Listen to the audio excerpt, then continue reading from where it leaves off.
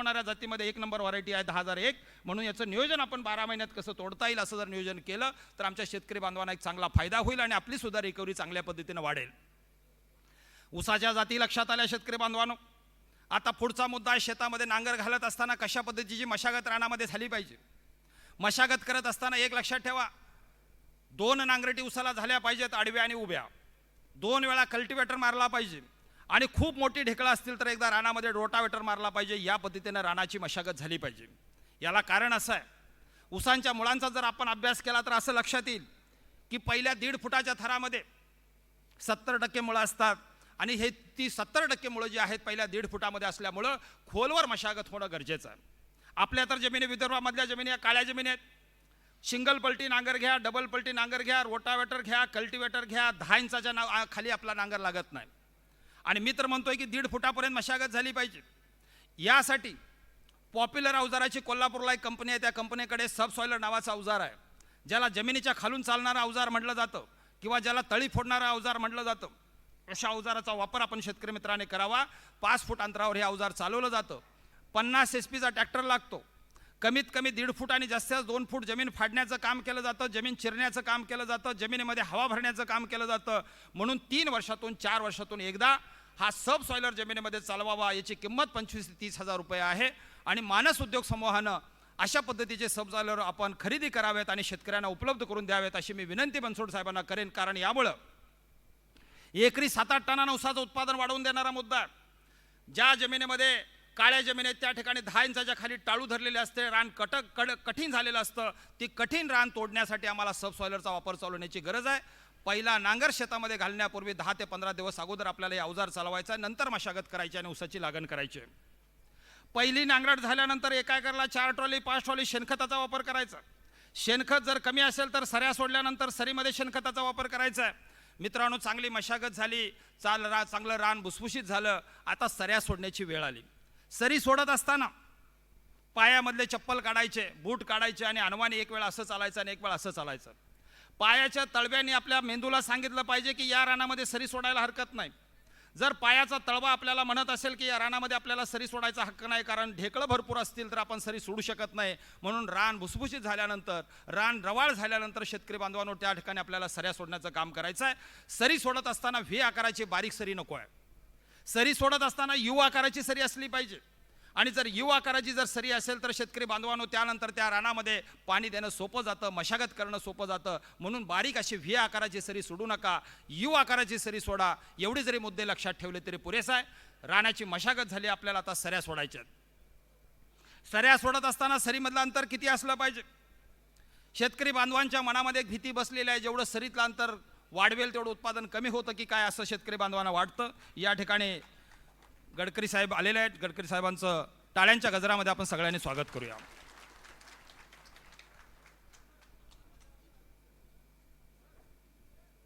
चाल बोल. तर सरीमधलं अंतर किती असावं? शेतकरी बांधवांनो, आपल्या जमिनी काळ्या असल्यामुळे आपल्याला 2 सरीमधलं अंतर हे कमीत कमी 4.5 फूट असलं पाहिजे. त्याच्या पुढे जाऊन 5 फूट 5.5 फुटापर्यंत सरीमधलं अंतर असलं पाहिजे. याला कारण असं आहे की सरीमधलं अंतर जर तुम्ही वाढवलं, पाट पाण्याच्या शेतीमध्ये 4.5 फूट 5 फूट 5.5 फूट आणि ठिबक सिंचनाच्या शेतीमध्ये 2 सरीमधलं अंतर 5 फूट 5.5 फूट आणि 6 फूट जर अंतर आपण ठेवलं तर बांधवांनो त्या ठिकाणी सरीतलं अंतर वाढवल्यामुळे ठिबक सिंचनाचा खर्च कमी होणार आहे. सरीमधलं अंतर वाढवलं तर छोट्या ट्रॅक्टरनं शेती करणं आपल्याला सोपं जाणार आहे. आज बाजारामध्ये 24 HP कुबोटा ट्रॅक्टर आलेला आहे, 21 HP कुबोटा ट्रॅक्टर आलेला आहे, 18 HP मित्सुबिशी ट्रॅक्टर आलेला आहे, 13 HP पॉवर टिलर आलेला आहे. अंगद, अर्जुन, सोनालिका, आयशर, फोर्स, महिंद्रा या सगळ्या कंपनीने ट्रॅक्टर बाजारामध्ये 4 चाकी छोटे ट्रॅक्टर आणलेले आहेत. हे सगळे ट्रॅक्टर तुमच्या शेतामध्ये मशागत करण्यासाठी आणलेले आहेत. म्हणून यांत्रिकीकरणाची शेती जर करायची असेल तर शेतकरी बांधवांनो आपलं सरीतलं अंतर कमीत कमी 4.5 फूट असलं पाहिजे, 5 फूट असलं पाहिजे, 5.5 फूट असलं पाहिजे. एवढं जरी आपण लक्षात ठेवलं तरी पुरेसं आहे. पण बऱ्याच शेतकरी बांधवांना लक्षात येत नाही. केवळ भाषण ऐकून सरीमधलं अंतर वाढवून चालणार नाही, ऊसाच्या संख्येचं नियोजन सुद्धा जमलं पाहिजे. ऊसाची तोडणी करत असताना एका एकरमध्ये 40 ते 45 हजार ऊस मिळाले पाहिजेत, एवढं लक्षात शेतकरी बांधवांनी ठेवावं. ऊसाची तोडणी करत असताना एका एकरमध्ये 40 ते 45 हजार ऊस. मोठी भरणी करत असताना एका एकरमध्ये 55 ते 60 हजार ऊस एकरामध्ये पाहिजेत. आणि एकरामधले 55 ते 60 हजार जर ऊस मोजायचे असतील तर साधं सोपं गणित आहे. 2 महिन्याचा, 2.5 महिन्याचा किंवा 3 महिन्याचा ऊस असताना 2 वेळा 3 वेळा एक 5 ठिकाणचे ऊस मोजायचे 10 फुटामधले. सरीमधलं अंतर जर 4 फूट असेल तर 10 फुटामध्ये 50 ते 55 ऊस असले पाहिजेत. सरीमधलं अंतर जर 4.5 फूट असेल तर 10 फुटामध्ये 55 ते 60 ऊस असले पाहिजेत. सरीमधलं अंतर जर 5 फूट असेल तर 10 फुटामध्ये 65 ते 70 ऊस असले पाहिजेत. 5.5 फुटाची सरी असेल तर 10 फुटामध्ये 75 ऊस आणि 6 फुटाची सरी असेल तर 10 फुटामध्ये 80 ऊस. या पद्धतीनं 10 फुटातल्या ऊसांच्या संख्येचं नियोजन आपण करावं. जादा संख्या होत असेल तर काय करता येईल? जादा संख्या झाली, 3 महिन्याचा ऊस झाला, सरी आणि वरंबा वरंब्यावरती रोटावेटर चालवा, सगळं रान सपाट करून टाका आणि 15 दिवसांनी म्हणजे 3.5 महिन्यांनी मोठी भरणी करून टाका.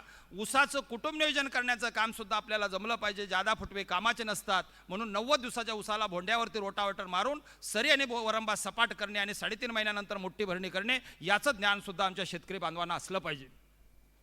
बऱ्याच शेतकरी बांधवांच्या शेतामध्ये संख्या कमी दिसते. संख्या जर वाढवायची असेल तर पहिला मुद्दा बेनं चांगलं पाहिजे. 9 ते 10 महिन्याचं बेनं असेल तर उगवण चांगले आणि उगवण चांगलं असेल तर फुटवा चांगला.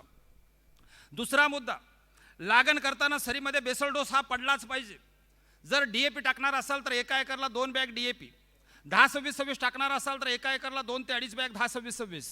सरळ खतं टाकणार असाल तर एका एकरला 1 बॅग युरिया, 4 ते 5 बॅग सुपर फॉस्फेट आणि 1 बॅग पोटॅश. त्याच्या जोडीला 20 ते 25 किलो मॅग्नेशियम, 15 किलो गंधक आणि मायक्रोन्यूट्रिएंटची एक बॅग असते 10 किलोची. हे सगळं एकत्र करायचं, शेणखतामध्ये मिसळायचं किंवा सेंद्रिय खतामध्ये मिसळायचं, सरीमध्ये खतं टाकायची, बळीराम नांगर चालवायचं आणि खतं माती ॲड करायची. शेतकरी मित्रांनो, ही खतं माती ॲड केल्यामुळं 40 दिवसानंतर निघणारा जो फुटवा आहे तो ताकदवान फुटवा जन्माला निघतो. जसं लहान बाळाचा जन्म झाला आणि आईने जर दूध नाही पाजलं बाळाला तर बाळ आपलं कुपोषित होऊ शकतं, तसं उसाला पहिला डोस जर सरीमध्ये नाही टाकला तर फुटवा चांगला निघत नाही. म्हणून चांगला फुटवा पाहिजे असेल तर लागलीचा पहिला डोस हा सरीमध्ये पडलाच पाहिजे. उसाची संख्या वाढवायची असेल तर रानामध्ये 2.5 फुटाच्या वरती अजिबात गॅप नको आहेत. 1 महिन्याचा किंवा 30-35 दिवसाचा ऊस झाल्यानंतर त्याच वयाच्या रोपाच्या साहाय्यानं नांग्या भरल्या गेल्या पाहिजेत.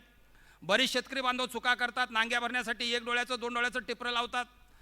त्याच वयाच्या रोपाच्या साहाय्यानं जर नांग्या भरल्या तर त्या ठिकाणी ते रोप मॅच होतं. म्हणून आपल्याला लागण करताना प्रत्येक 5व्या सरीच्या पोटाला जादा डोळे लावायचे. 500 ते 1000 डोळे जादा लावले तर त्या डोळ्यापासून आपल्याला त्या ठिकाणी नांग्या किंवा तुटाळ भरण्याचं काम 30-35 दिवसांनी करता येतं. म्हणून नांग्या तुटाळ भरणे हा मुद्दा सुद्धा महत्त्वाचा आहे. आज आपल्या देशाचं जर बघितलं, महाराष्ट्राचं जर बघितलं, केवळ 10 टनानं ऊसाचं उत्पादन कमी होण्याचं कारण कुठलं तर आमच्या रानामध्ये मोठ्या मोठ्या गॅप्स आहेत. म्हणून गॅप भरण्याचं काम शेतकरी बांधवांनी केलं पाहिजे.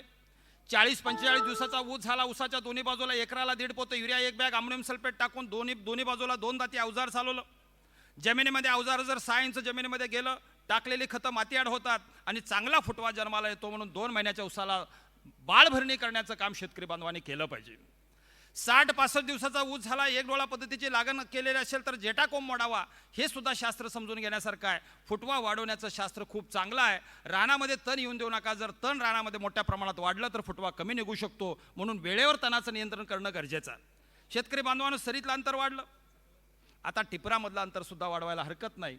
आणि टिपरामधलं जर अंतर वाढवायचं असेल तर 2 डोळा पद्धतीची लागण करत असताना 2 टिपरामध्ये 4 ते 6 बोटं म्हणा किंवा शेतकऱ्याच्या भाषेमध्ये टिचभराचं अंतर म्हणा, एवढं अंतर ठेवून लागण करा. 2 डोळा पद्धतीने लागण करायची असेल तर रिस्क नाही, धोका नाही. एका एकरला 2 टन बियाणं लागतं. साधी सोपी पद्धत, सगळ्या शेतकऱ्यांना चालणारी पद्धत म्हणजे 2 डोळा पद्धत. ज्यांना चांगल्या पद्धतीने आधुनिक शेती करायची आहे, 1 डोळा पद्धतीची लागण करायची असेल तर 2 डोळ्यामधलं अंतर कमीत कमी 1.5 फूट असलं पाहिजे. पुढं जाऊन 1.25-2 फूट असलं पाहिजे. 1 डोळा पद्धतीने लागण करत असताना एकराला फक्त 1 टन बियाणं लागतं, 1.5 टन बियाणं लागतं.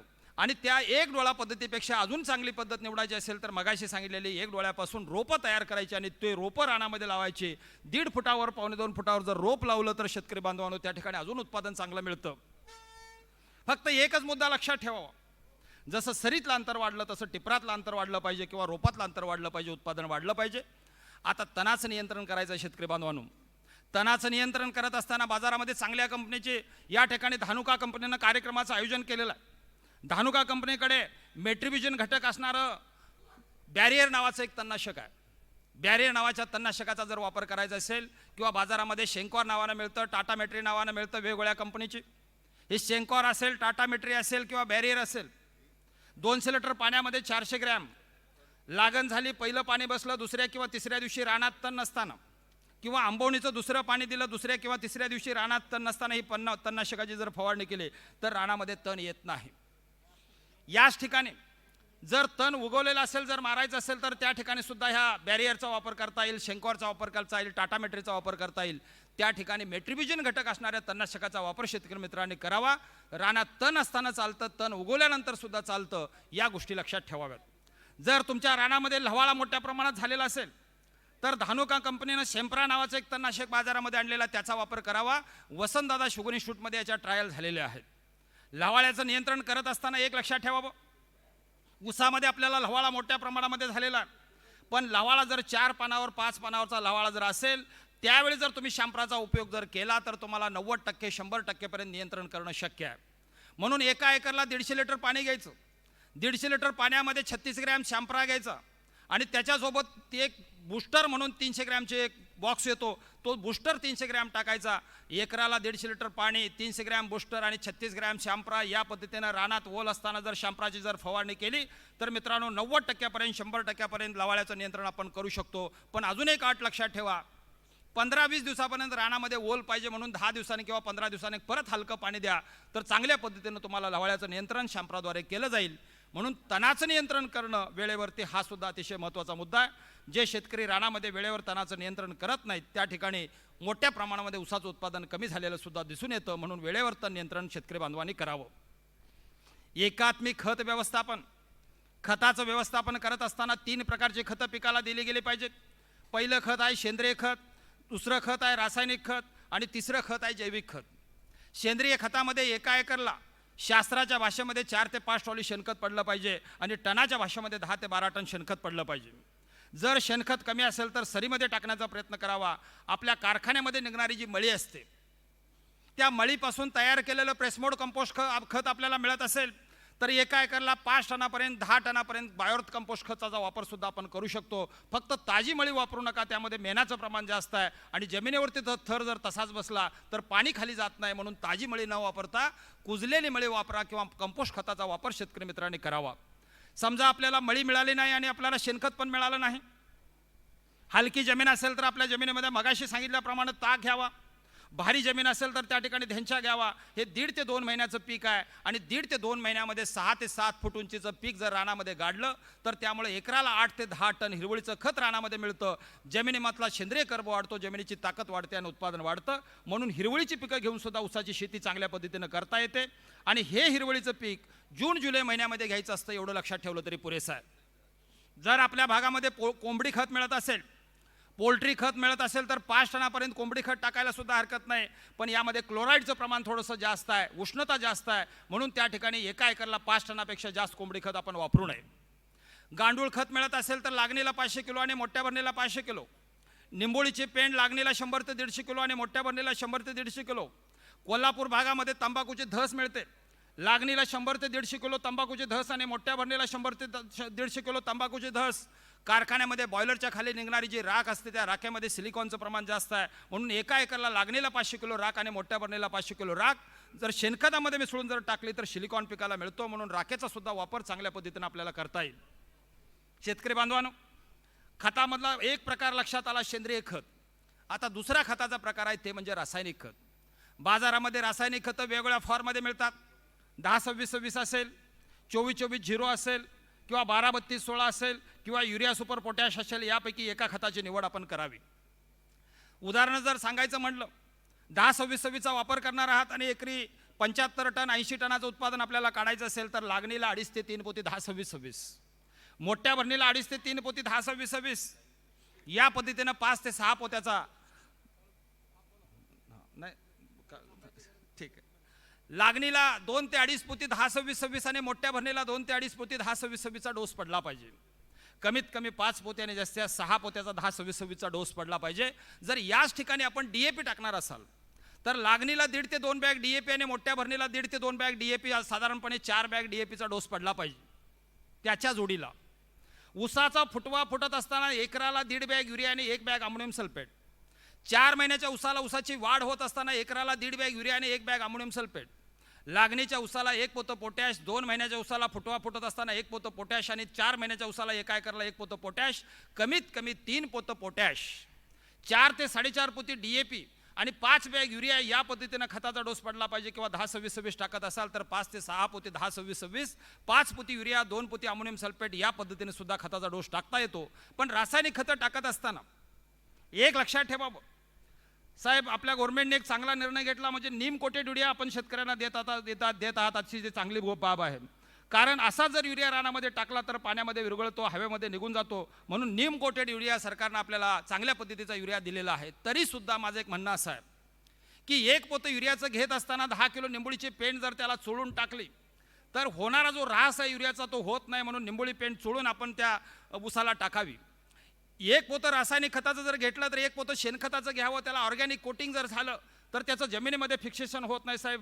80% फॉस्फरस जमिनीमध्ये फिक्स होतो, फक्त 15 ते 20% पिकाला मिळतो. म्हणून शेणखतामध्ये मिसळून जर रासायनिक खतं टाकली तर ती पिकाला जास्त फायद्याची ठरतात. म्हणून रासायनिक खतं शेणखतामध्ये मिसळून टाकावीत. दुसरा महत्त्वाचा मुद्दा, नेहमी रासायनिक खत टाकत असताना जमिनीमध्ये वाफसा असताना खतं टाकली पाहिजेत. कोरड्यामध्ये खतं टाकायची नाहीत आणि पाण्यामध्ये खतं टाकायची नाहीत. वापसा असताना खतं टाकायची आहेत आणि खतं टाकल्यानंतर पाठीमागं 2 दाती अवजारानं ती खतं मातीआड करायची. सरीमधला पहिला खताचा डोस टाकला, बळीराम नांगर चालवला, खत मातीआड झालं. 2 महिन्याचा डोस टाकला, 2 दाती अवजार चालवलं, खत मातीआड झालं. 4 महिन्याच्या उसाला सरीचा वरंबा केला, वरंब्याची सरी झाली, खत मातीआड झालं. प्रत्येक वेळी खत आपल्याला मातीआड करता येतं, फक्त समजून घेण्याची गरज आहे. आणि रासायनिक खतं जर मातीआड झाली तर त्याची कार्यक्षमता वाढते. आणि हीच जर खतं जर आपण ड्रिपनं द्यायचं जर ठरवलं, लागण झाल्यानंतर किंवा खोडवं ठेवल्यानंतर 15 दिवसानंतर ड्रिपनं खतं चालू करायची. आठवड्याला एकदा, 1 महिन्यामध्ये 4 वेळा आणि 8 महिन्यामध्ये 32 वेळा ड्रिपमधनं खतं देता येतात. अतिशय सुंदर असं शेड्यूल ड्रिपचं आपल्याकडे तुमच्या हातामध्ये जे नोट दिलेलं आहे त्यामध्ये दिलेलं आहे. त्या ठिकाणी युरियाचा वापर केलेला आहे, अमोनियम सल्फेटचा वापर केलेला आहे, पांढरा पोटॅश, मॅग्नेशियम सल्फेट आणि फॉस्फरिक ॲसिडचा वापर केलेला आहे आणि थोड्या प्रमाणात 12-1-0चा वापर केलेला आहे. तो चार्ट जर आपण बघितला तर असं लक्षात येईल की 8 महिन्यामध्ये 32 वेळा जर ड्रिपमधनं खतं दिली तर आपल्याला एकरी 10 ते 15 टन ऊसाचं उत्पादन सहज वाढवणं शक्य आहे. ड्रिपमधनं खतं दिली, जमिनीमधनं गाडून खतं दिली. रासायनिक खताचा विषय समजला. आता तिसरा विषय आहे तो म्हणजे जैविक खतं. शेतकरी बांधवांनो, जैविक खताकडे शेतकरी बांधवांचं लक्ष नाही. आज महाराष्ट्रामधल्या जमिनीमधलं सेंद्रिय कर्बाचं प्रमाण 0.30-0.40% आसपास आहे. मगाशी बनसोड साहेबांनी सांगितलं की आमच्या भागामधल्या सेंद्रिय कर्बाचं प्रमाण 0.40% आहे. आमच्या जमिनीमधला सेंद्रिय कर्ब 0.70-0.80% जर वाढवायचं असेल, मगाशी सांगितलेली सेंद्रिय खतं जर टाकलीच पाहिजे आणि त्याच्या जोडीला जर टाकायचं म्हटलं तर जीवाणू खतांचा वापर मोठ्या प्रमाणामध्ये झाला पाहिजे. आणि आपल्या सगळ्यांची जी संस्था आहे पुण्यामध्ये वसंतदादा शुगर इन्स्टिट्यूट, या वसंतदादा शुगर इन्स्टिट्यूटमध्ये चांगल्या पद्धतीचे जीवाणू मिळतात. त्याचं नाव सॉईल हेल्थ असं नाव आहे. 15 प्रकारचे जीवाणू एकत्र केलेलं सॉईल हेल्थ. 200 लिटर पाण्यामध्ये 2 लिटर मिसळायचं. लागण झाल्यानंतर 15-20 दिवसांनी एकदा अळवणी करायची आणि मोठी भरणी झाल्यानंतर 15-20 दिवसांनी एकदा अळवणी करायची. अशा या जीवाणूंचा जर वापर शेतामध्ये जर झाला तर टाकलेली खतं लवकर पिकाला लागू होतात. उदाहरण सांगायचं म्हटलं, आपल्या घरामध्ये ज्वारीचं पीठ पडलेलं आहे, गव्हाचं पीठ पडलेलं आहे, पण आमच्या घरची माता पत्नी जर स्वयंपाक करणारी घरची माता नसेल तर आपल्याला भाकरी किंवा चपाती खाता येत नाही. तसं जमिनीमध्ये अन्न पडलंय आणि जमिनीमध्ये जर जीवाणू नसतील तर ते अन्न पिकाला घेता येत नाही. म्हणून जीवाणूंची संख्या रानामध्ये मोठ्या प्रमाणात वाढली पाहिजे. यासाठी जीवामृतचा वापर सुद्धा आपण करू शकतो. 1 एकरला 200 लिटर पाणी, 200 लिटर पाण्यामध्ये 20 किलो देशी गाईचं शेण, 10 लिटर गोमूत्र, 2 किलो गूळ आणि 2 किलो बेसन पीठ सगळं एकत्र करायचं. हे सगळं सावलीला ठेवायचं. सकाळ दुपार संध्याकाळ एका लाकडानं हलवून घ्यायचं. जसं घड्याळाचा काटा फिरतो त्याप्रमाणे लाकडांना 3 वेळा हलवून घ्यायचं दिवसातून. 8 दिवसानंतर गाळून घेत असताना 100 लिटर पाणी त्यामध्ये मिसळायचं. गाळून घेत असताना जुन्या कापडानं गाळून घेतलं हे सगळं द्रावण पंपात भरायचं, पंपाचा नोझल काढायचा आणि उसाला पाणी दिल्यानंतर एक साधारणपणे 21 दिवसाच्या अंतरानं या जीवामृतचा वापर आपण 4-5 वेळा जर केला तर गाईच्या शेणामध्ये आणि गाईच्या गोमूत्राचा pH हा न्यूट्रल आहे. त्यामध्ये उपयुक्त जीवाणूंची संख्या मोठ्या प्रमाणात असते आणि हे जीवामृत जर रानामध्ये मोठ्या प्रमाणात वापरलं तर टाकलेली खतं मोठ्या प्रमाणात रानाला पिकाला मिळतात. म्हणून जीवामृतचा वापर शेतकरी मित्रांनी 4-5 वेळा करण्याचा प्रयत्न करावा. याला म्हणतात जैविक खत. शास्त्राच्या भाषेमध्ये एकात्मिक खत व्यवस्थापनामध्ये सेंद्रिय खत, रासायनिक खत आणि जैविक खताचा वापर झाला. 4 महिन्यापर्यंत 4 वेळा 5 वेळा खतं दिली. 4 महिन्यापर्यंत आपल्याला 4 वेळा फवारण्या करून सुद्धा पिकाला खायला देता येतं. 40-45 दिवसाच्या उसाला 1 एकरला 100 लिटर पाण्यामध्ये 1 kilo 19-19, 1 kilo 12-1-0, 5 gram GA, 5 gram 6BA या पद्धतीनं आणि समुद्री गवताचा अर्क असणारा मग बायोझाईम असेल किंवा बायोपॉवर असेल हे आपल्याला 1 लिटर पाण्यामध्ये 2 मिली या पद्धतीनं, 100 लिटर पाण्यामध्ये 200 मिली या पद्धतीनं आता सांगितलेली जर फवारणी केली तर ऊसाची पानं रुंद होतात, लांब होतात. म्हणून 40-45 दिवसाच्या ऊसाला 6 ते 7 पंपाची म्हणजे एकराला 100 लिटर पाण्याची फवारणी आपण करावी. 60-65 दिवसाचा ऊस झाल्यानंतर ऊसाला फुटवा फुटत असताना एकराला 150 लिटर पाणी घ्यायचं. त्या 150 लिटर पाण्यामध्ये 1.5 किलो 19-19, 1.5 किलो 12-160, अर्धा लिटर बायोझाईम किंवा बायोपॉवर, 8 ग्रॅम GA आणि 8 ग्रॅम 6BA. GA आणि 6BA हे ग्रोथ हार्मोन्स आहेत. या सगळ्याचा वापर एकत्र केला आणि फवारणी जर केली तर पानं हिरवीगर्द होतात, पानं लांब होतात, पानं रुंद होतात. त्यामुळे ऊसाची जाडी आणि पेरातलं अंतर वाढतं. म्हणून याचा वापर सुद्धा शेतकरी मित्रांनी करावा. तिसरी फवारणी करत असताना 80-85 दिवसाचा ऊस झाल्यानंतर एकराला 200 लिटर पाणी म्हणजे 10 पंप करायचे. 12 ते 13 पंप करायचे. 200 लिटर पाणी घ्यायचं. 2 ते 2.5 किलो 19-19, 2 ते 2.5 किलो 12-160, अर्धा लिटर बायोझाईम किंवा बायोपॉवर, 10 ग्रॅम GA आणि 10 ग्रॅम 6BA याची जर फवारणी केली तर आपल्याला या 3 फवारणीमुळे सहज एकरामध्ये 8 ते 10 टन ऊसाचं उत्पादन वाढवणे शक्य आहे. म्हणून बांधवांनो एक लक्षात ठेवावं, पहिल्या 4 महिन्यापर्यंतच ऊस शेतीमध्ये काम आहे आणि 4 महिन्यानंतर ऊस तुटेपर्यंत पाणी देण्याचंच फक्त काम आहे. म्हणून 4 महिन्यामध्ये डोळ्यात तेल घालून जर आपण ऊसाच्या शेतीमध्ये जर पाहिलं तर एका एकरमध्ये सहज 75-80 टन उत्पादन येऊ शकतं. आणि या ठिकाणी बसलेला प्रत्येक शेतकरी बांधव हा 100 टनाचा शेतकरी होऊ शकतो. म्हणून आपल्याला आत्ताच सांगितलेले सगळे मुद्दे लक्षात ठेवावेत. आपला ऊस आता तुटणार आहे. तुटल्यानंतर खोडव्यामध्ये 10 दिवसात हे 5 कामं करण्याचा प्रयत्न करा. पहिलं काम पाचट ठेवणं, दुसरं जमिनीलगत ऊस छाटणं, तिसरं वरंब्याच्या बगला फोडणं, चौथा खताचा डोस देणं आणि 5वं काम पाणी देणं. जर 10 दिवसात जर खोडव्यामध्ये तुम्ही 5 कामं केली तर लागणीच्या ऊसाला लाजवेल अशा पद्धतीचा खोडवा निघू शकतो. म्हणून ऊस तुटल्यानंतर पहिलं काम काय करायचं असेल तर कधीही आयुष्यामध्ये पाचट जाळू नका. खोडव्यामध्ये निघणारं पाचट 2.5-3 टन निघतं. जे पाचट ते पाचट आपल्या रानामध्ये ठेवत असताना अखंड पाचट ठेवता येतं किंवा पाचट बारीक करून ठेवता येतं. साहेब, आपल्या कारखान्याकडे पाचट बारीक करणाऱ्या मशिनरी जर आपण देऊ शकलो तर आपल्याला 2 तासामध्ये 2.5 तासामध्ये पाचट बारीक केलं जातं, रानामध्ये ठेवता येतं, मल्चिंग होतं. 2 महिन्यानंतर पाण्याची पाळी जरी मिळाली तर ऊस वाळत नाही. यासाठी पाचट न जाळता रानामध्ये पाचट ठेवण्याचं तंत्रज्ञान आमच्या शेतकरी बांधवांनी शिकलं पाहिजे. समजा आम्हाला पाचट ठेवायचं अवघड वाटलं, तिसरी पद्धत लक्षात ठेवा. एका सरीत पाचट 1 सरी रिकामी, एका सरीत पाचट 1 सरी रिकामी.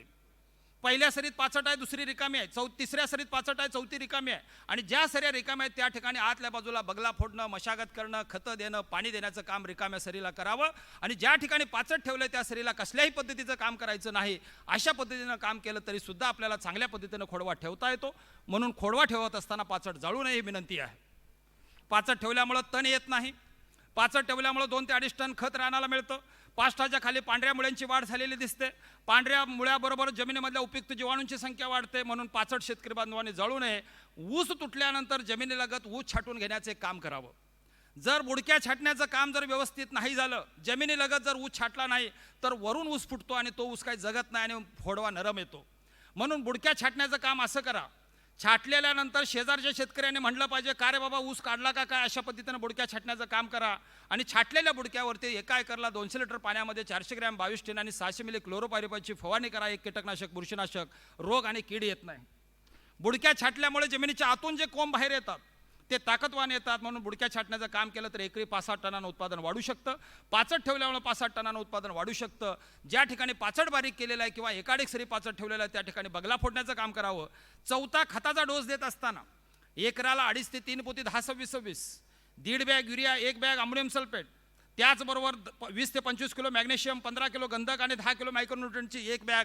या पद्धतीनं मुख्य अन्नद्रव्य, दुय्यम अन्नद्रव्य आणि त्याच्याबरोबर सेंद्रिय खत जर असेल तर उत्तमच आहे. हे सगळं एकत्र करून पहिला खताचा डोस द्यावा.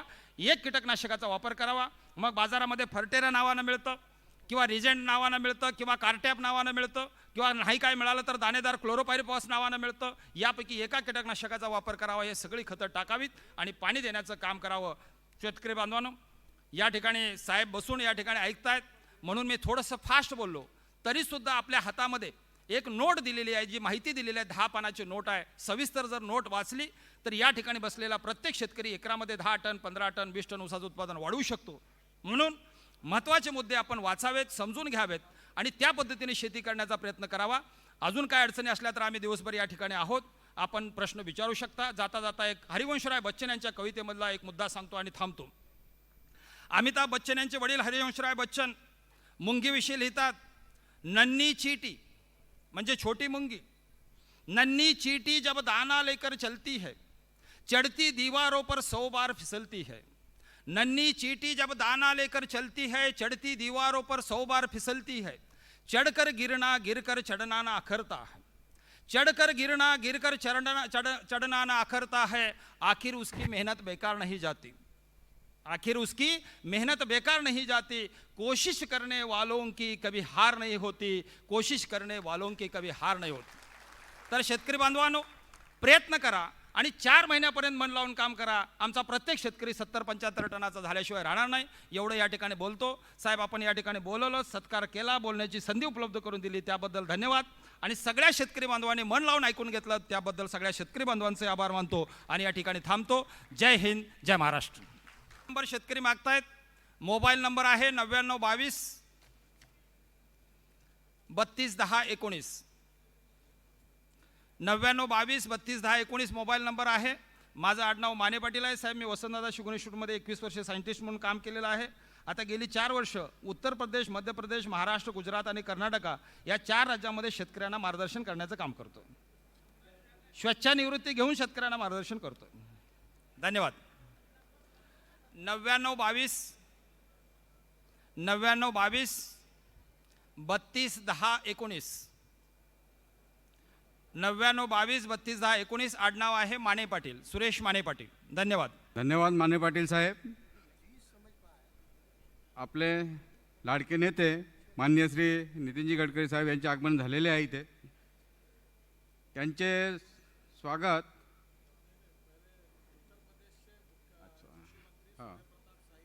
मान्य सूर्यप्रसादजी शाही, कृषी मंत्री उत्तर प्रदेश यांचे स्वागत धानुकाचे चेअरमन मान्य श्री R.G. अग्रवाल करतील अशी मी त्यांना विनंती करतो। यानंतर आमचे लाडके नेते मान्य श्री नितीनजी गडकरी साहेब यांचे स्वागत श्री R.G. अग्रवाल साहेब, चेअरमन धानुका ॲग्रीटेक लिमिटेड हे करतील अशी मी त्यांना विनंती करतो। मान्य श्री साहेब।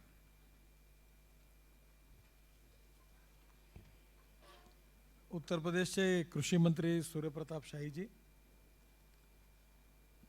मंचावर उपस्थित सर्व सन्मान्य अतिथीगण आणि शेतकरी बांधवांनो आणि बहिणींनो, माने पाटील साहेबांनी आपल्याला उत्तम मार्गदर्शन केलेलं आहे। आपल्या इथे पश्चिम महाराष्ट्रामध्ये कोल्हापूर जिल्ह्यामध्ये एका एकरामध्ये 110-120 टनपर्यंत 25 टनापर्यंत ऊस निघाला। पुणे जिल्ह्यामध्ये पण 100 टन काढणारे खूप शेतकरी झाले। मराठवाड्यामध्ये पण आपल्यापेक्षा चांगली स्थिती आहे, पण विदर्भामध्ये मागल्या काही वर्षापेक्षा आता स्थिती सुधारली आहे। आपल्या इथे पण आज या ठिकाणी बसलेल्यांमध्ये आनंदराव वरती बसले, बाकी आहे की ज्यांनी 100 टनापर्यंत ऊसाचं उत्पादन काढलं असे शेतकरी आहेत। हे कठीण आहे पण अशक्य नाही आहे, परंतु आपल्याला हे करायचं असेल तर आपल्याला शेती वैज्ञानिक पद्धतीने करावी लागेल। पाण्याची तपासणी, जमिनीची तपासणी आणि त्यानंतर आपल्या शेतीमध्ये काय कमी आहे ते बरोबर आपण दिलं पाहिजे। आणि ती देण्यामध्ये आपण जर टाइम टेबल पाळला आणि वेळेवर निर्णय घेतले तर आपणही पण 100 टन एकरी ऊस मिळवू शकतो। ऑर्गॅनिक कार्बनबद्दल सांगितलं मी, मध्ये एक असा सर्वे करून अभ्यास झाला होता, तुम्ही बघितला आपल्या तिन्ही कारखान्याचा। ज्या शेतकऱ्याकडे ऑर्गॅनिक कार्बन 0.4 पर्यंत होतं त्या शेतकऱ्याला 50-55 टनाच्या वरती ऊस नाही झाला। माझ्याकडे धापेवाड्याला मी खत टाकलं, सगळं झालं, ड्रीप लावलं, तरी 55 टनापेक्षा जास्त ऊस नाही आला। मग लक्षात आलं की पाण्यामध्ये काही दोष आहे, तर मी सॉफ्टनर लावलं आणि आता जमिनीमध्ये ऑर्गॅनिक कार्बन कमी आहे त्याप्रमाणे द्रव्य वापरली। आम्हाला कधीच आमच्याकडे 9-10 क्विंटलच्या वरती गहू झाला नाही, 17 क्विंटल एकरी गहू झाला, कारण ऑर्गॅनिक कार्बन वाढलं। म्हणून ज्या शेतकऱ्याकडे ऑर्गॅनिक कार्बन 0.8 आहे त्या शेतकऱ्यालाच 80, 90, 100 टन ऊस झाला आणि ज्याला हे कमी आहे त्याच्याकडे झाला नाही, हे ठोकळ मानाने त्या सर्वेवरून लक्षात आलं. ऑर्गॅनिक कार्बन वाढवायचं असेल तर सेंद्रिय खतं वापरली पाहिजे. त्याची योजना आपण केलेली आहे आणि आता अमेरिकेतून आपण एक औषध पण आणलं. ते मारल्यावर त्यांनी गॅरंटी घेतली आहे की 5 फवाऱ्यानंतर 0.80 ऑर्गॅनिक कार्बन होईल. आता 2 फवारे झाल्यावर 0.45 काहीतरी मला वाटतं आता आला आहे. पण आपल्याला तो प्रयोग जर यशस्वी झाला तर तेही करता येईल. त्यामुळे आपल्या सगळ्यांना कारखान्याकडनं सर्व प्रकारची खतं, पूरक खतं, सगळ्या प्रकारचं आपण देण्याचा प्रयत्न करतो आहे.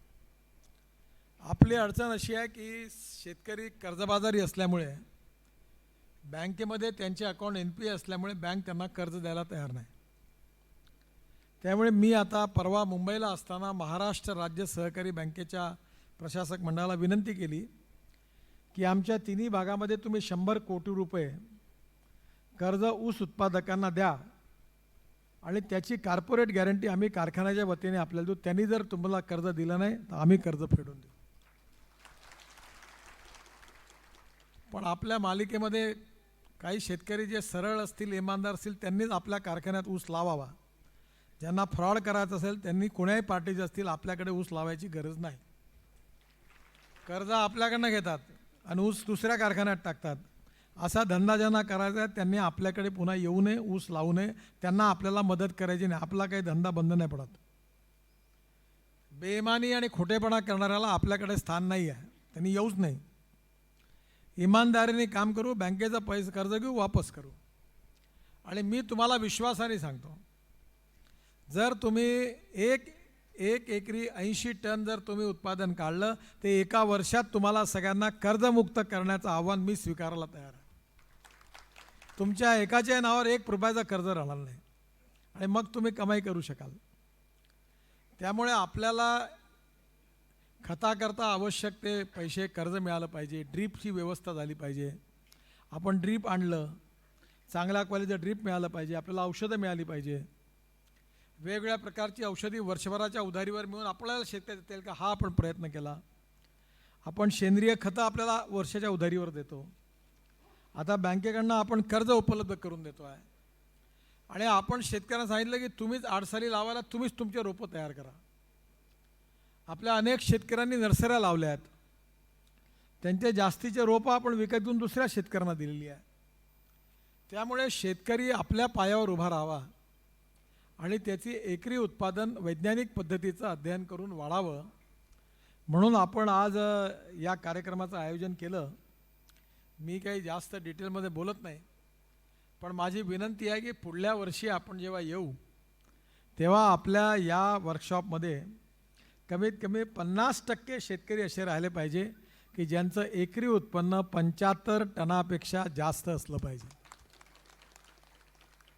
75 टन म्हणजे तुम्ही जर हिशोब केला तर जवळपास 2-2.25 लाख रुपयाचा ऊस होणार आहे.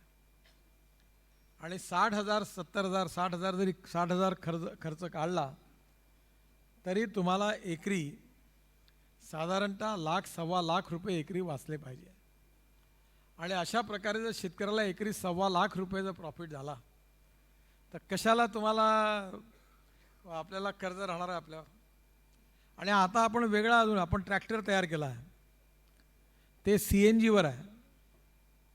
त्यामुळे जो शेतकरी ट्रॅक्टर वापरेल त्याचा डिझेलचा खर्च वर्षाचा 1 लाख रुपये असेल तर पुढल्या वर्षीपासून आपण 50,000 रुपयावरून 50,000 रुपये फायदा तो करून देऊ. तेही आता तुम्हाला प्रदर्शनात पाहायला मिळेल. आपण डिझेल आणला, 5 रुपये लिटर स्वस्त देणारं डिझेल आणला. आता सध्या वर्धा जिल्ह्यात आहे, पण 5 रुपये लिटर स्वस्त डिझेल आणला आहे, बायोडिझेल. म्हणजे शेतकऱ्याला खत स्वस्तात मिळालं पाहिजे, शेतकऱ्याचा ट्रॅक्टरवरचा खर्च कमी झाला पाहिजे आणि शेतकऱ्याचं उत्पन्न वाढलं पाहिजे. तर मला असं वाटतं की आता फार चांगला प्रयत्न यावर्षी चांगलं झालं. मी सांगितलं 100 रुपये घ्या सगळ्याकडनं, फुकटात नका देऊ, कारण फुकटात दिलेल्या कामाचं महत्त्व नाही राहत. आता तुम्ही 100 रुपये भरून आले तर बरोबर दिवसभर बसाल, जेवण पण आहे तुम्हाला. तसं तुमच्यावर खर्च 200-250 रुपये असेल, पण 100 रुपये तुमच्या खिशातून गेले म्हणून तुम्हाला आजच्या कार्यक्रमाचं महत्त्व कळलं. फुकट असतं तर आले आहे, फिरले आहे, चालले आहे, फुकटाचा माल आहे. त्याच्यावेळी मी सांगितलं पुढल्या वर्षी 100 रुपये देऊन प्रवेश द्या. आणि आज हे एवढे सगळे तज्ज्ञ लोक आले, यांचं मार्गदर्शन तुम्ही, एकच विनंती मी पाहत होतो, तुम्हाला डायरी दिली आहे, जरा लिहून घ्या. ही जाहीर सभा नाही आहे का टाळ्या वाजवा नेताजी आगे बढ़ो तुम तुम्हारे साथ है बोलून आहे. हा वर्ग आहे, हे शिक्षक आहे आणि तुम्ही विद्यार्थी आहोत, आपण विद्यार्थी आहोत. त्यांची एक एक गोष्ट नीट लिहून घ्या आणि तुम्ही 100% या शिक्षकांनी गुरूंनी सांगितलेलं पालन केलं तर तुम्हाला 100 टन म्हणून झाले, 75 टन ऊस झाला तर तुम्ही मालोमाल झाल्याशिवाय राहणार नाही. कशाला शेतकरी मग आत्महत्या करतील? त्यामुळे आपल्या इथली परिस्थिती बदलवावी आणि ती बदलवण्याकरता काय केलं म्हणजे ही बदलेल म्हणून आजचं वर्कशॉप. आता मी डेअरीच्या वर्कशॉपहून आलो, तिथे जवळपास 2,500 शेतकरी होते दूध उत्पादक. साईसाहेबांनी मी तिथे होतो. तिथून मी आत्ता तुमच्याकडे मुद्दाम मला अजून दुसऱ्या वर्कशॉपला जायचं आहे. मी आपल्या सगळ्यांना शुभेच्छा देतो आणि पुढल्या वर्षी आपल्याला 75 टन हे प्रत्येक शेतकऱ्यांनी आव्हान स्वीकारून आपल्याला कामाला लागायचं आहे. खोडवा असेल तरी 75 टन, आडसाली असेल तरी 75 टन. आणि मी सांगितलं आत्ता की खोडव्याच्या 10 दिवसात तुम्ही 5 गोष्टी करा. 5 गोष्टी केल्या तर खोडव्याचंही उत्पन्न येणार आहे. आणि कारखान्यामध्ये आम्हाला काही साखर कारखाना फायद्याचा नाही आहे, घाट्याचा आहे. गेल्या 3 वर्षापासून 20 कोटी 25 कोटी घाटा आहे. मी साखर कारखाना बंद करावा असं माझे मुलंही मला म्हणतात, कारण दुसरे धंद्यात गेले ते आता. पण मी आपल्या विदर्भातल्या शेतकऱ्याचं चित्र बदलवावं, त्याची गरिबी दूर व्हावी, तो कर्जमुक्त व्हावा, शेतकऱ्यांनी आत्महत्या करू नये म्हणून त्या मिशनमधून हे काम करून आपण कारखाने सगळे चालवतो. त्यामुळे आज कठीण आहे. साखरेचा भाव आहे 22 रुपये किलो जगात आणि तुम्हाला ऊसाचा भाव जो आहे तो 34 रुपये किलोच्या भावाने पकडून दिलेला आहे. त्यामुळे तुम्ही समजून घ्या की आज भारत सरकार मागे उभं राहिलं, त्यांनी मिनिमम 30 रुपये भाव दिला म्हणून तुमचे पैसे देता आले.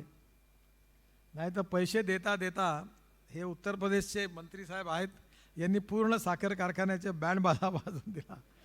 कधी बहुजन समाज पार्टीने एक भाव वाढवला तर समाजवादी पार्टीने पुढचा वाढवला, मग भाजप आला त्यांनी त्याच्यावर वाढवला. म्हणजे यायला काही घेणे देणं नाही.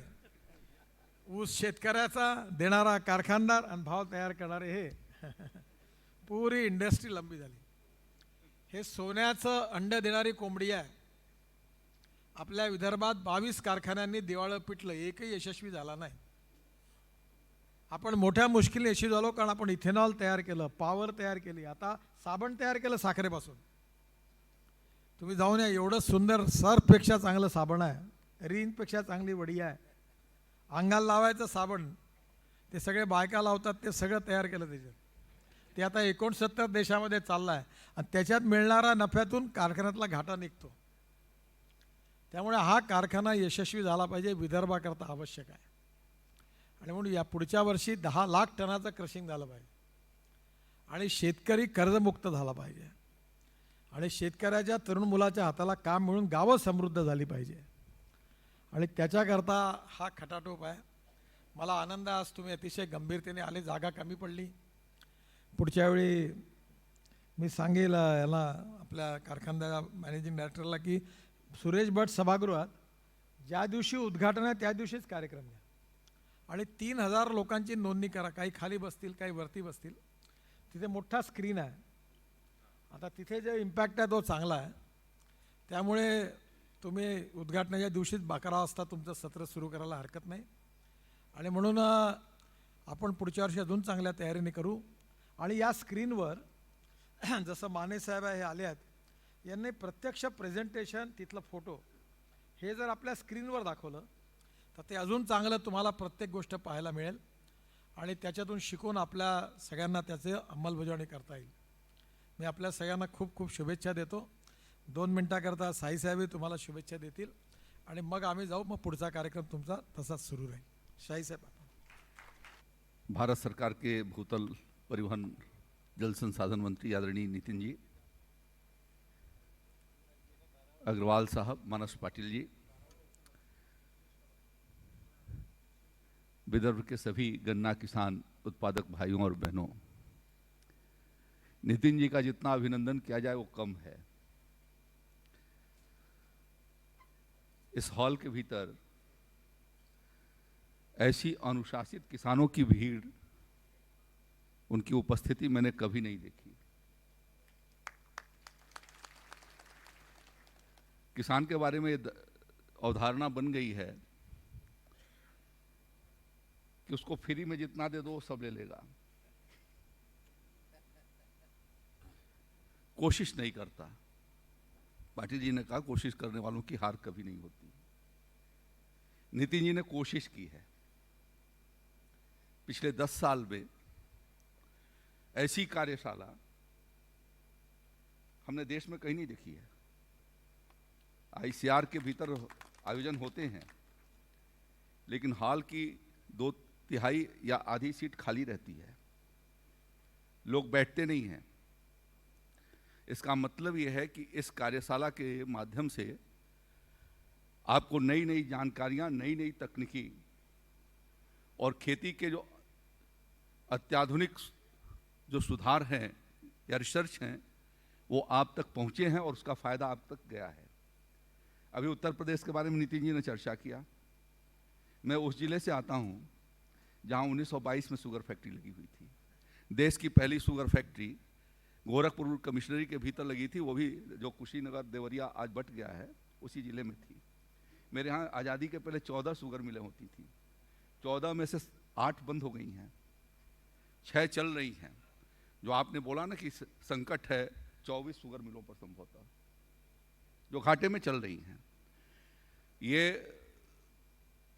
गन्ना किसान, शेतकारी किसान, ये कृषि के और किसान के अर्थव्यवस्था की रीढ़ है। इसका जो सुनिश्चित कीमत है वो कोई भी फसल दे नहीं पाती। एक बार इसमें न तो दैवीय आपदा का असर पड़ता है, न बाढ़ सूखे का प्रभाव पड़ता है।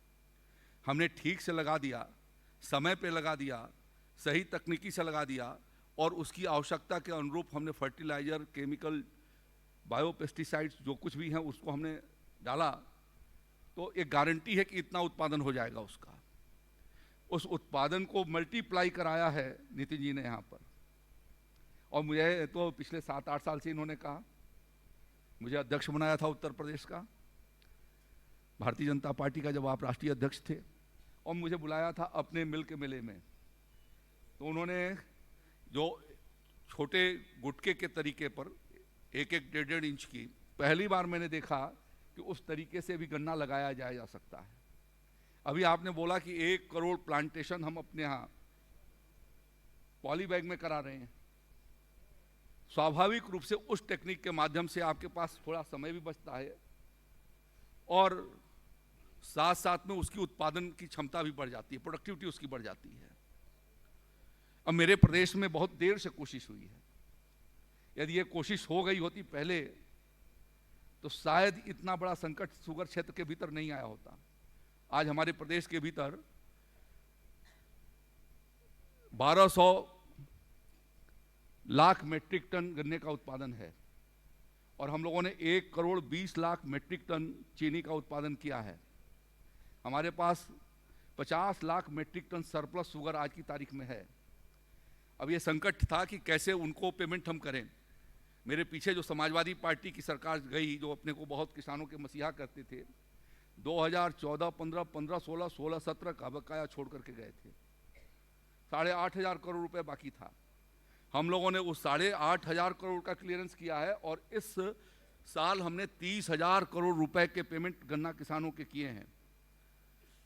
यह योगी आदित्यनाथ जी की सरकार ने एक विशेष प्रयास करके 5500 करोड़ रुपए का कोई रास्ता नहीं था कि इसका पेमेंट हम कैसे करेंगे। सॉफ्ट लोन के माध्यम से हम उनको पेमेंट कर रहे हैं और इस बार हम लोगों ने अपनी, पिछले बार हमने 15 अक्टूबर को शुगर फैक्ट्री चालू करी थी। कुछ शुगर फैक्ट्री हमारी 15 अक्टूबर को स्टार्ट हो गई थी और 23 जून को जाकर के बंद हुई हैं।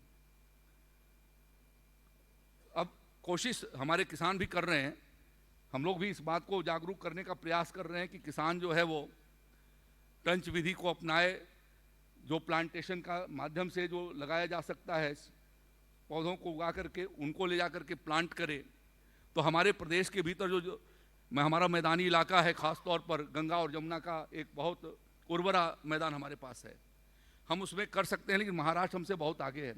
आपकी रिकवरी पहले से 11%, 10.5%, 11% रही है। हम लोगों की रिकवरी 8.5-9% पर थी।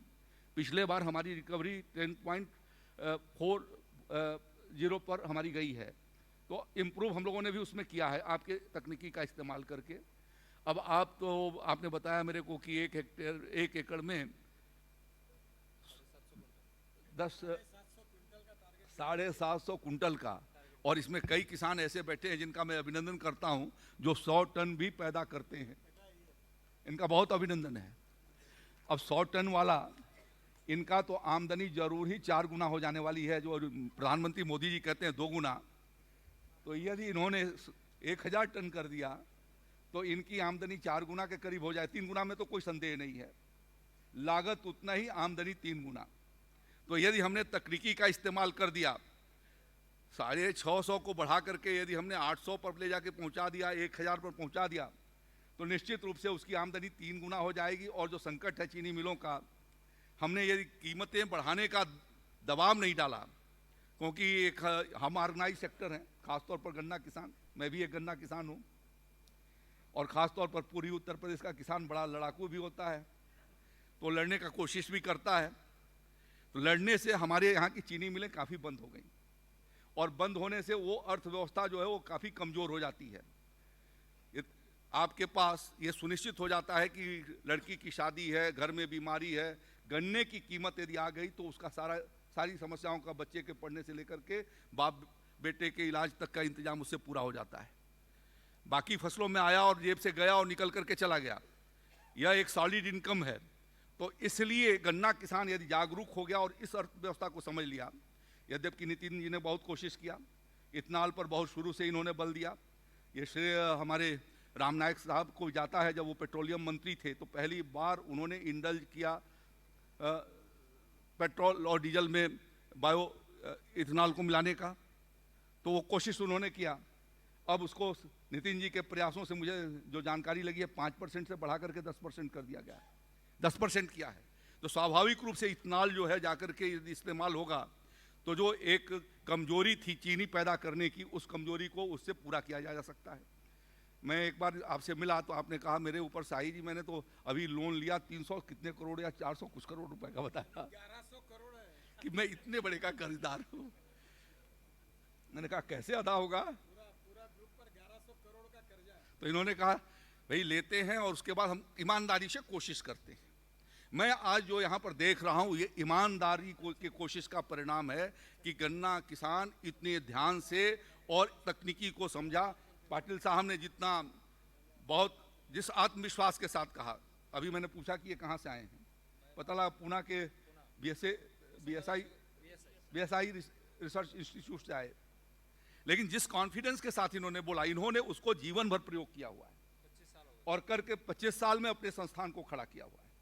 स्वाभाविक रूप से इनका अनुभव जब आपके बीच में जाएगा, हमारे यहाँ आएगा, बाकी जगहों पर जाएगा, ऐसे आयोजन उसको सार्थक दिशा में ले जाकर के परिणाम देते हैं।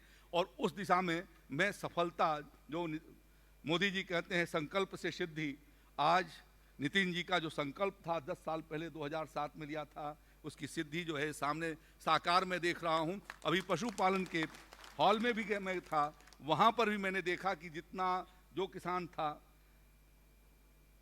दूध उत्पादक किसान, वो भी इतने ही धैर्य और शांति से सुन रहा था। इसका मतलब ये है कि विदर्भ के भीतर नितिन जी ने जो प्रयास किए हैं, लोग काम करते हैं अपने लिए, कुछ लोग मिलकर के काम करते हैं अपने परिवार के लिए, और उससे थोड़ा आगे निकलता है तो कोई काम करता है क्षेत्र के लिए।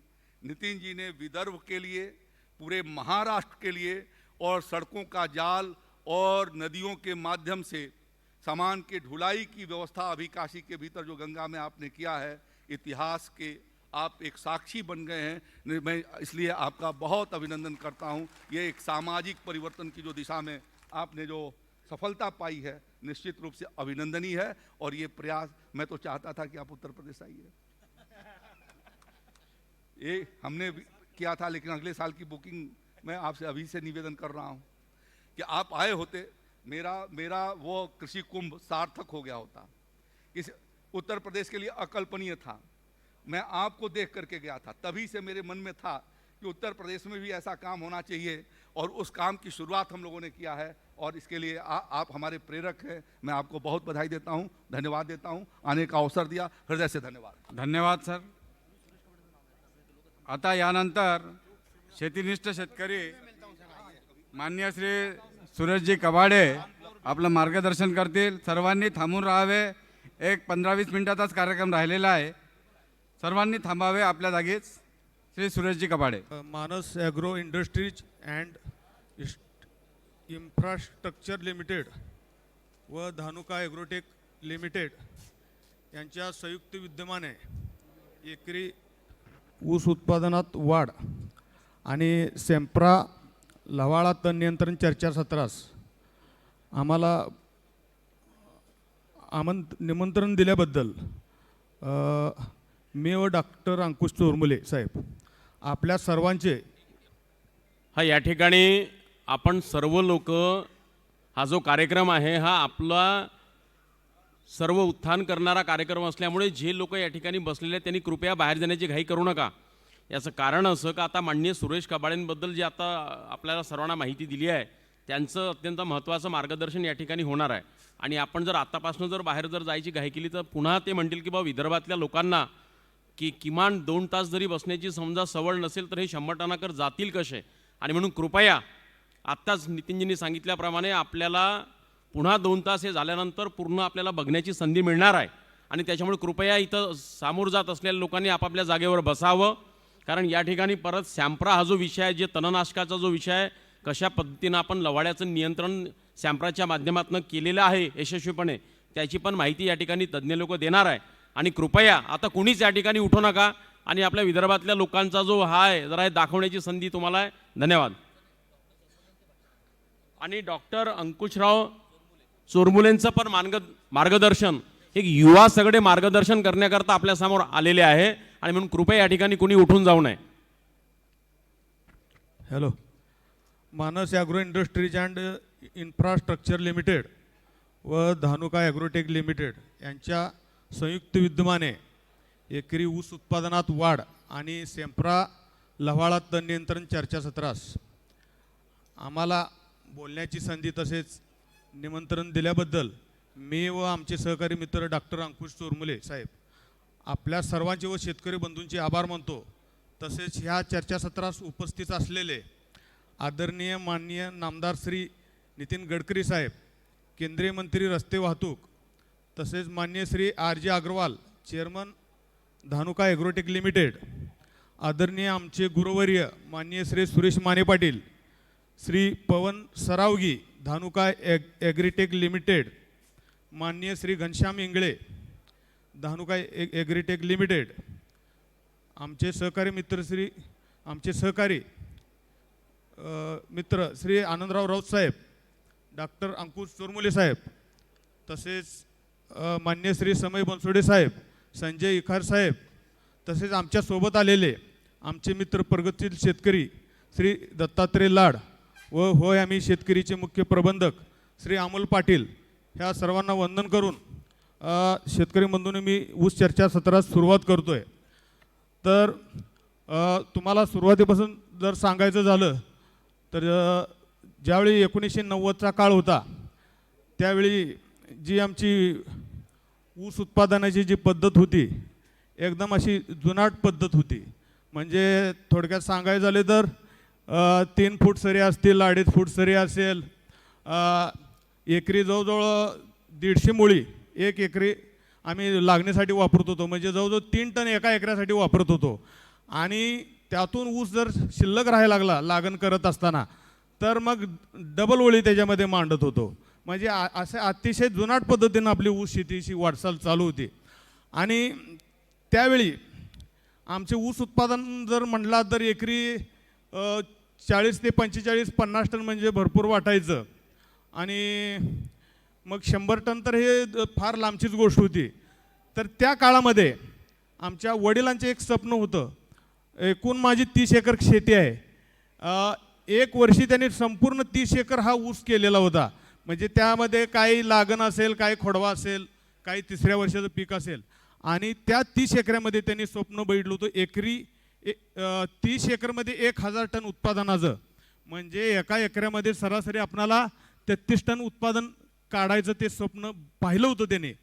आणि त्या वर्षी तो सांगायला म्हणजे खेद वाटतोय, त्या 30 एकरमध्ये साधारण 956 टन ऊस निघाला. म्हणजे 30 एकर ऊस उत्पादन करून सुद्धा 1000 टन उत्पादन काढण्याचं त्यांचं स्वप्न हे अपुरं राहिलं. आणि आज अशी परिस्थिती आहे की गेल्या 10 वर्षापासून मी माझे जेवढे क्षेत्र असेल त्यामध्ये मी 100 टनाचं उत्पादन घेतो.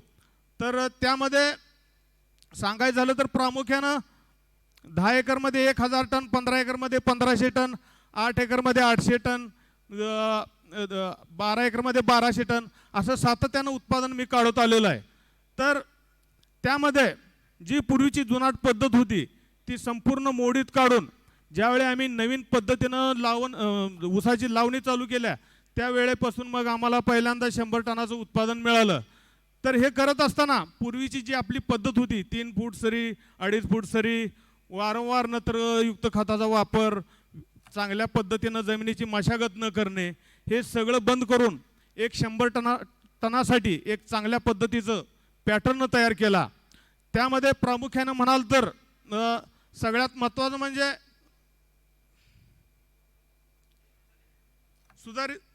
सुधारित पद्धतीने पहिल्यांदा रुंद सरीचा वापर केला. म्हणजे ज्यावेळी पहिल्यांदा आपण 4.5 फुटावरती गेलो त्यावेळी पहिल्यांदा आपणाला एकरी 100 टनापर्यंत उत्पादन मिळालेलं आहे. तर त्यामध्ये ते उत्पादन काढत असताना 100 टनाचे उत्पादन काढण्यासाठी काही ज्या गोष्टी आवश्यक आहेत ते आपण माहिती करून घेणं गरजेचं आहे.